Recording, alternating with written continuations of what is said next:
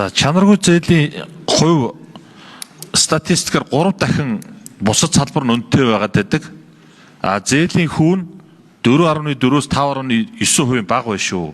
Энд ямар ч логик алга байна шүү. Энийг бодлогодоо оруулж одоо шийдвэрээ гаргаараа. Тэр мал аж ахуй эрсдэлтэй л гэдэг. Тэгээд тэр эрсдэлтэй байгаа юм бол зээл нь яагаад төлөгдөд байгаа юм? Энд чи ерөөсөө малчтын тэр одоо ухамсартай холбоотой байхгүй, хариуцлагатай холбоотой асуудал байхгүй. Тэгэхээр энэ худлаа энэ эрсдэлтэй салбар гэдэг зүйлээ одоо бас хэдүүлээ болимоор байна. Малчин өрхийн дундаж зээл хоршоог оруулахгүйгээр та нар хэлээд гэж.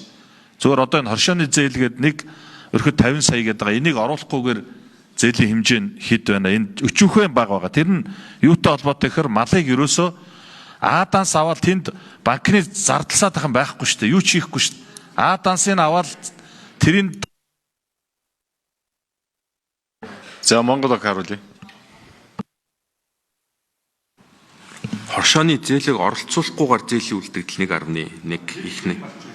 1.1 их найд нийт зээлийн хэмжээ 122 мянган малчин өрх байгаа. Тэгэхээр дундаж хэмжээ нь 8.9 сая төгрөг байгаа. Нэг малчин өрх явж байгаа. Дундаж зээлийн хэмжээ.